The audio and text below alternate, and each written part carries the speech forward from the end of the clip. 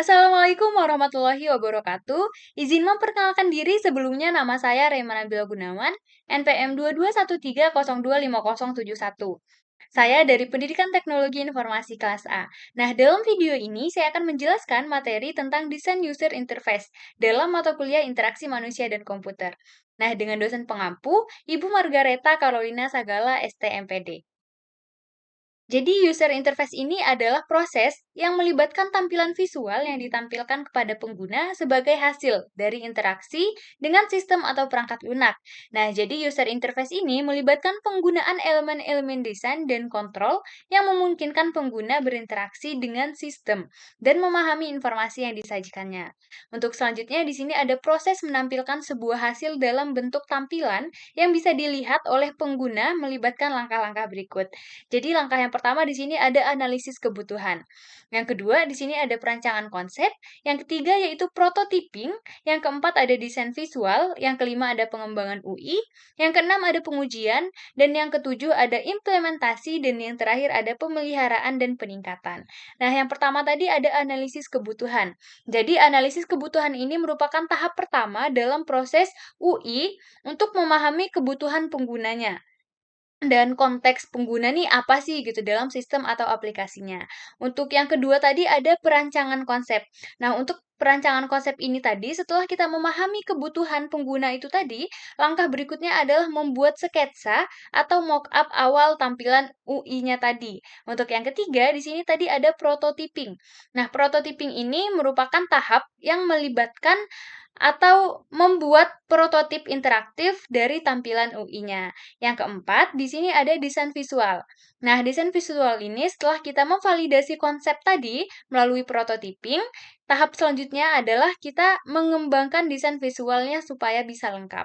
Untuk yang kelima tadi ada pengembangan user interface. Jadi, untuk yang kelima ini, untuk pengembangan ini setelah kita mendesain visualnya selesai, tadi desain visualnya selesai, langkah berikutnya kita menerjemahkan desain tersebut gitu ke dalam kode implementasi yang dapat dijalankan pada platform yang ditargetkan. Untuk yang selanjutnya di sini tadi ada pengujian. Nah, tahap ini melibatkan kita untuk pengujian tampilan user interface ini pada berbagai perangkat dan platform yang ditargetkan. Untuk selanjutnya, di sini tadi ada implementasi. Nah, implementasi ini sendiri setelah kita pengujian selesai tadi, tampilan UI ini dapat diimplementasikan dalam produk atau sistem yang sesungguhnya gitu. Jadi, yang terakhir untuk selanjutnya di sini ada pemeliharaan dan peningkatan.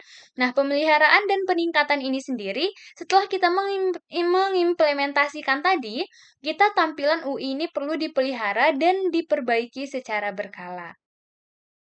Nah, untuk selanjutnya di sini ada tujuan dari user interface. Jadi, yang pertama di sini tujuannya yaitu memudahkan penggunaan.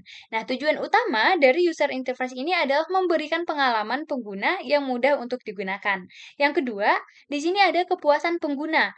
Jadi, user interface ini yang baik harus menciptakan pengalaman pengguna yang memuaskan juga. Untuk yang ketiga, di sini tujuan user interface adalah meminimalkan kesalahan pengguna. Jadi, desain user face ini harus mengurangi kesalahan yang digunakan oleh pengguna. Untuk selanjutnya, di sini ada tujuan interface lagi. Untuk selanjutnya bisa mengefisiensi dan produktivitas. Jadi tujuan user interface ini adalah meningkatkan efisiensi dan produktivitas dari pengguna. Untuk selanjutnya, di sini ada konsistensi. Jadi konsistensi ini adalah aspek penting dalam desain user interface. Tujuannya ini untuk mencakup konsistensi dalam tata letak, ikon, istilah, dan pola interaksi. Untuk yang terakhir, dari tujuan user interface ini sendiri, yaitu estetika dan pengalaman pengguna yang menarik. Jadi, user interface ini yang menarik secara visual dapat meningkatkan daya tarik dan kepuasan dari pengguna. Nah, untuk selanjutnya di sini siapa sih orang yang ahli dalam user interface ini? Nah, di sini ada desain UI. Jadi, desainer UI ini adalah ahli dalam merancang tampilan antarmuka yang menarik dan efektif. Yang kedua, di sini ada pengembangan UI. Jadi, pengembangan user interface ini memiliki keterampilan dalam menerjemahkan desain visual menjadi kode implementasi. Yang ketiga, di sini ada ahli UX atau user experience. Ahli UX ini fokus pada pengalaman pengguna secara keseluruhan. Untuk selanjutnya, di sini ada peneliti pengguna. Jadi peneliti pengguna ini nih memiliki peran khusus dalam memahami kebutuhan dan preferensi pengguna. Untuk yang selanjutnya, di sini ada ahli psikologi pengguna. Jadi ahli psikologi pengguna ini memiliki pemahaman tentang perilaku dan psikologi pengguna dalam konteks desain UI-nya. Untuk yang terakhir, di sini ada ahli HCI atau Human Computer Interaction. Jadi ahli HCI ini memahami teori dan prinsip interaksi manusia dan komputer. Selanjutnya di sini untuk materi yang terakhir ada alat dan teknologi dalam user interface ini sendiri. Nah, yang pertama di sini ada software desain grafis. Di antaranya ada Photoshop, Illustrator, Sketch, Figma, dan lain sebagainya. Masih banyak lagi ya. Nah, alat-alat ini memungkinkan desainernya untuk membuat elemen desain, mengatur tata letak, memilih warna, dan menghasilkan desain visual yang menarik. Untuk yang kedua di sini ada alat prototyping. Di antaranya ada Adobe XD, ada InVision, ada Marvel, ada Acquire, dan lain sebagainya. Nah, alat prototyping ini sendiri, alat-alat ini nih memungkinkan desainernya untuk menciptakan tautan antarmuka, mengatur aliran interaksi, dan menguji pengalaman pengguna sebagai implementasi. Untuk selanjutnya di sini ada bahasa pemrograman dan kerangka kerja. Jadi di sini di antaranya ada HTML, CSS, ada JavaScript, ada Redux, dan Angular, dan lain sebagainya. Nah, untuk bahasa pemrograman dan kerangka kerja ini digunakan untuk mempercepat pengembangan user interface yang interaktif dan responsif. Untuk yang terakhir di sini ada perangkat dan platform.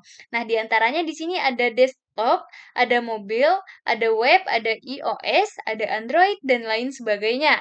Nah, di sini ahli user interface di sini perlu mempertimbangkan karakteristik masing-masing platform dalam merancang user interface yang sesuai.